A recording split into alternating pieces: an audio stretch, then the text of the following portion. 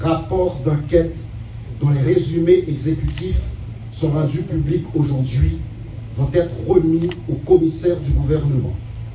Il s'agit des dossiers de l'ancien directeur général de l'OFATMA, de l'ancien protecteur du citoyen, de l'ancien directeur de l'immigration et de l'émigration, des cadres de la direction de la DIE et des centres de réception et de livraison des documents d'identité et d'autres fonctionnaires dans les régions. Ils sont reprochés des infractions de détournement de biens publics, d'abus de fonction, de passation illégale de marché public, de prise illégale d'intérêt, d'entrave au bon fonctionnement de la justice, de concussion, de favoritisme, d'association de malfaiteurs, de faux et usage de faux en écriture publique et d'usurpation de titres. Ces faits graves qui contreviennent aux valeurs sociales protégées ont été minutieusement documentés par nos enquêteurs aguerris, professionnels et compétents. Je voudrais à cette phase saluer le sens de l'engagement, le patriotisme, la résilience et la solidarité de ces hommes et femmes de l'ombre qui réalisent sous ma direction ce travail historique. Par leur œuvre, nous sommes en train de donner un autre espoir à ce pays. Ils font partie de ce groupuscule qui brandit très haut et avec fierté l'honnêteté et l'intégrité de la vie publique. De tels résultats, par ailleurs, ne sauraient être possibles sans le soutien combien précieux de nos partenaires techniques et financiers, notamment l'ONUDC. Leurs experts forment régulièrement nos enquêteurs qui sont plus que jamais mieux outillés pour conduire cette lutte acharnée. Je veux les remercier en ce sens. Par ailleurs, l'UNCC veut saluer dans ce contexte très difficile les récents efforts de la justice dans certains dossiers de corruption qui tendent à lancer des signaux clairs de l'existence de magistrats qui ne s'alignent pas dans cette tendance générale de banalisation, de normalisation et d'institutionnalisation des actes de corruption. Il est plus que jamais nécessaire que ce bras technique mais autonome que nous sommes pour la justice, qui doit certainement rester indépendante, soit plus sollicité, car ce domaine est complexe et spécialisé. C'est d'ailleurs dans cette compréhension que l'État haïtien a créé l'unité de lutte contre la corruption. Portant création du pôle judiciaire spécialisé qui traitera des crimes financiers.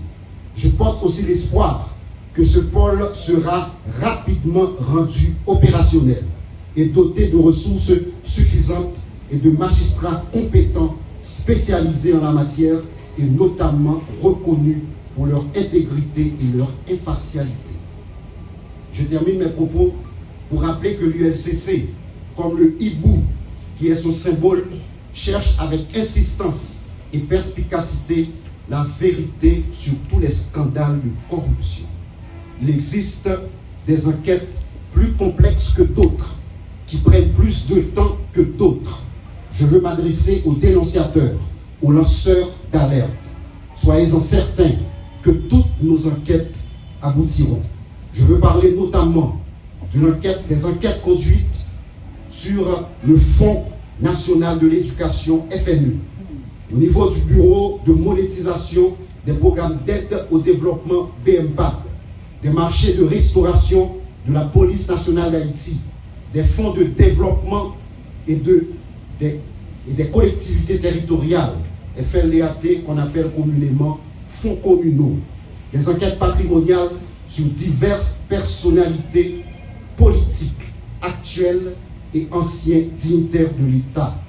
L'ULCC qui, à partir de ce jour, transmet sous ma direction au total 56 rapports d'enquête sur des faits accablants de corruption, ne fléchit pas, ne transige pas, mais plutôt exige des comptes. Elle vient de déférer en état 3 anciens responsables des CRLDI après une enquête pénale, je dis bien pénale, approfondie, qui a duré plus d'1 an. Un pouvoir sans équivoque tiré de l'article 11 du décret du 8 septembre 2004, pour les suites réservées à ce dossier, ainsi qu'aux autres. Les yeux sont rivés sur le parquet de Port-au-Prince qui, comme l'ULCC, exécute la politique anticorruption de l'État. Enfin, chaque journaliste ici présent sortira de ces lieux avec un résumé exécutif de chaque rapport d'enquête, comme me l'autorise l'article 9 du décret qui crée l'ULCC. Nous décidons, et nous allons continuer à le faire, à impliquer chaque citoyen et chaque citoyenne dans cette croisade en faveur de la bonne gouvernance et de la redevabilité. Du haut de nos 20 ans à l'ULCC, nous assumons ensemble, pour ceux et celles qui viendront après nous, on continue. Merci beaucoup. C'est Jacques Joseph qui a rappelé l'importance de cet exercice, a exprimé sa fierté aux enquêteurs et a salué le récent travail de la justice concernant les derniers rapports de l'ULCC. À présent, nous tenons à énumérer l'ensemble des rapports d'enquête qui sont transmis à la justice.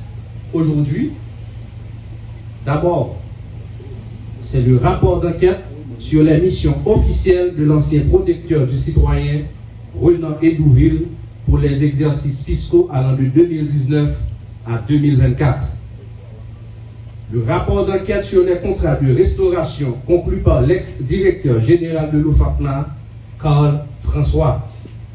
Rapport d'enquête sur des suspicions de corruption dans la production des passeports au sein de la direction de l'immigration et de l'émigration pour la période allant de septembre à décembre 2024, qui concerne particulièrement l'ancien directeur Stéphane Vincent. Rapport d'enquête sur l'utilisation des frais supplémentaires exigés des demandeurs de passeport pour la période allant du 1er janvier au 31 décembre 2023. Et les deux autres rapports sont des rapports régionaux. C'est le rapport d'enquête sur les allégations de corruption faites à l'encontre de certains employés et cadres du centre de réception et de livraison de documents d'identité de ces morts. Et enfin, le rapport d'enquête concernant le chef du service de l'enregistrement et des opérations domaniales à la direction départementale des impôts du centre DDIC, Gerline Joseph. Nous tenons à remercier nos amis de la presse pendant que le protocole.